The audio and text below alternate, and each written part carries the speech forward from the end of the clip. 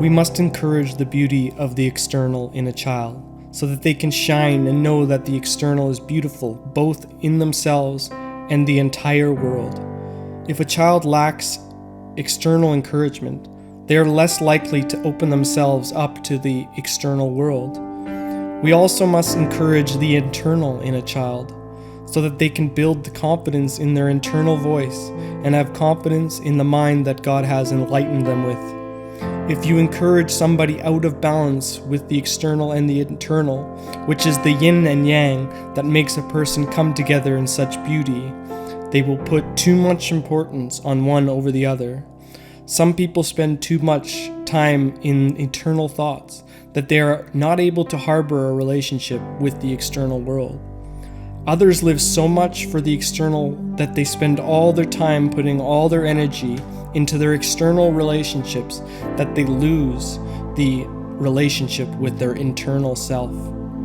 The times that we don't have anyone around, we are left with ourselves to find solace. The people that depend solely on the external for their solace or happiness will go through many hardships.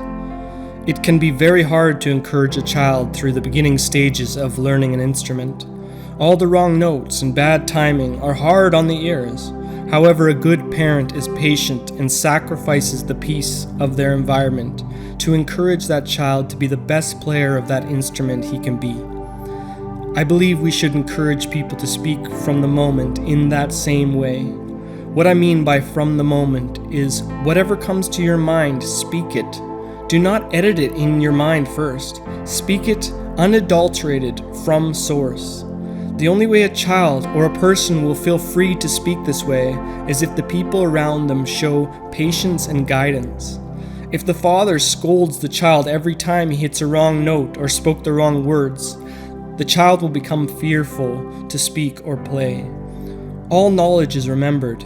If we only teach a child to learn and not allow them to remember, they will never find their own voice. The more you fill your mind with the words of another, the less you will find the words and information locked in your DNA. Some call it the collective consciousness or the Akashic records. Others call it channeling. What it truly is communication with God or the spirit realm. You can tell when you're in a conversation with another when God is a part of the conversation. Time becomes irrelevant.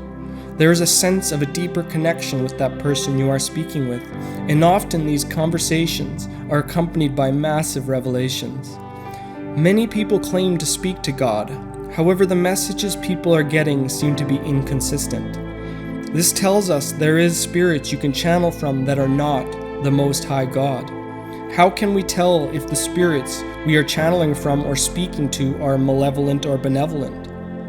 The truth is we can't know. And that's why we evoke Christ. Christ is the truth, the way, and the life. If the messages do not line up with love and truth, it is not a benevolent spirit. How can you tell if words or guidance is from God? Put it out to other powerful people that also have a connection to God to scrutinize these transmissions through the Logos. The highest truth will eventually be revealed, and you will know where it came from. The Most High God. Those who claim to speak to God yet do not allow their transmissions to be scrutinized or constructively criticized are likely caught up with the jinn and the fallen angels. We can call this spiritual narcissism. Often these people will self-proclaim themselves prophets, gurus, or shamans. Unfortunately, many people fall for these kind of people's lies. And that's why it is so important that we do not mix with these unfruitful people. And we also expose them. How do we keep our children from becoming like these people?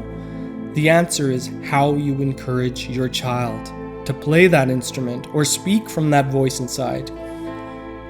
You tell them that they're getting better when they're getting better. You tell them it sounds really good when it sounds really good. Never lie. If the words that come from their mouth doesn't line up with truth and love, you tell them why in the nicest way possible. Never tell a child that their playing is excellent until the day that it actually is. Teach them how to discern what spirits they are channeling from. They will eventually learn to have a relationship with the devil and the angel on their shoulder. Remember, we cannot have one without the other. Not everyone gets a trophy, and even those who get the trophies are all playing the same games as the ones that don't. The most powerful children create their own games. Unfortunately, in this world, we have been living in times where people have been taught to discourage or pathologize those who think and act differently. In this new world we are building, all of those that hold position as a teacher will know that they cannot teach without learning at the same time. Each child will teach you how to teach them. The teacher will be humble enough to learn from the student, and these teachers/students will be humble enough to know when there is a child that is above their competency. Some children are sent here with very high wisdom to teach. There are many children that are much wiser than adults. Most adults sacrifice their wisdom for intellect or the words of another. They say, respect your elders. I say, respect the person for their fruits, not what physical body that is only a vessel for the soul. Give everyone in your life respect. That does not mean everyone deserves respect. If someone does not have the fruits worthy of respect, do not have them in your life. Thank you all for listening to this. I love you all, and God bless.